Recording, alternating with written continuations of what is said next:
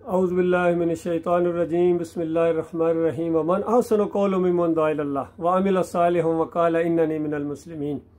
उससे अच्छी बात किसकी है जो अल्लाह की तरफ बुलाए, तौहीद की तरफ बुलाए, ईमान खालिस की तरफ बुलाए और ख़ुद भी अमले साले करके दिखाए और हाँ के पुकारे कहे लोगों को कि लोगों मेरा किसी मसलक से कोई तल्लुक़ नहीं है, मेरा किसी फ़िरके से कोई तल्लुक़ नहीं है, किसी सियासी जमाती, आज की ये जो सियासी जमातें इनके साथ मेरा कोई तल्लुक़ नहीं है।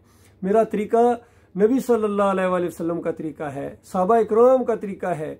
जिस तरह उन्होंने अपनी कौम को शिर्क और कुफ्र से निकलने की दावत दी थी और वादा किया नबी अलैहि सलाम ने कि देखो एक कलमा है, तुम मुझे दे दो, अरब के तुम मालिक बन जाओगे, अजम तुम्हारे नीचे आ जाएगा।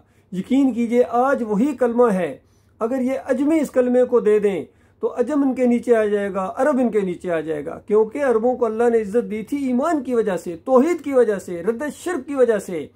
और जब तक वो उस पर कायम रहे अल्लाह ने उनको किस तरह रोब और दबदबा दिया। लेकिन जब उन्होंने ईमान खालिस को छोड़ा, जब वो गुम्मत के पुजारी बने, बादशाहत के पुजारी बने, रस्म और रिवाज के पुजारी बने, यहूद व नसारा के पुजारी बने, तो उसके बाद ना सिर्फ उनसे ईमान छीन लिया गया बल्कि क़यादत भी छीन ली गई। और आज उनकी कोई हैसियत पूरी दुनिया के अंदर नहीं है। उनकी किताब उनकी अपनी ज़बान के अंदर है, लेकिन उनका तर्ज़ अमल देखो, उनके अकायद देखो किस तरह मुशरकाना हो गए हैं। और अजमियों का तो कहना ही क्या, अजमी चाहे इंडिया के मुसलमान हों, पाकिस्तान के मुसलमान हों या बांग्लादेश के हों, अफ़गानिस्तान के हों, जहाँ के भी हों, तुर्की के हों, किस तरह कब्र परस्त बन गए हैं। और जिस तरह हिंदू अपनी मूर्तियों को खड़ा करके पूजते हैं, ये अपने बाबाओं को लिटा के पूजते हैं। यकीन कीजिए आज इनके ऊपर सलात और सौम और हज और उम्रा नहीं, बल्कि पहले इनको ईमान की दावत दो, तौहीद की दावत दो। नबी अलैहि सलाम ने जब माज बिन जबल को भेजा यमन की तरफ तो कहा कि ये अहले किताब हैं, इनको ईमान की दावत देना, तौहीद की दावत देना, पहले शिर्क तो छोड़ें। और अगर शिर्क छोड़ दें तो उसके बाद इनको कहना 5 वक्त की सलात है, ये बात मान लें तो फिर इनको कहना तुम्हारे ऊपर ज़कात है।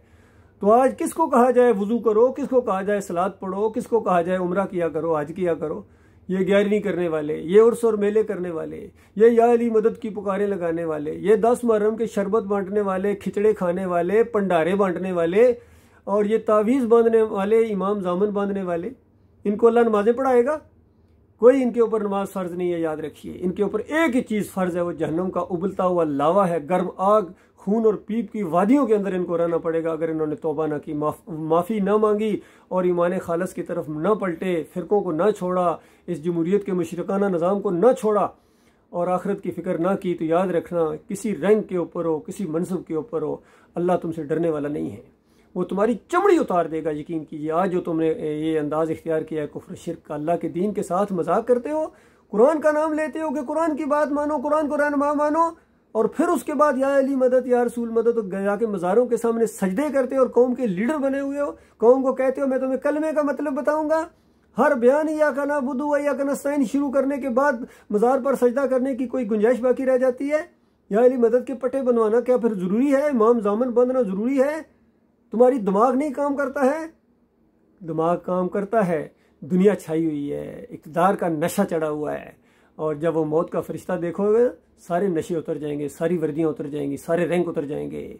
और आज अल्लाह के दीन की तुम्हें बात पसंद नहीं है। ये बात में तुम्हें इसलिए खैर ख्वाही के साथ थोड़ी सी सख्ती भी हो जाती है, गुस्सा भी आता है कि किस तरह कौम को, नौजवानों को, आज के नौजवानों को, किस तरह जो शीले नौजवानों को तुमने मुशरिक बना दिया। इनको शिर्क की गोली देते हो, थपकी देते हो और कहते हो जान दे देंगे इस रास्ते के अंदर, जलसों और जुलूसों के अंदर तुम्हारी खातिर जान दे के जाएंगे कहाँ?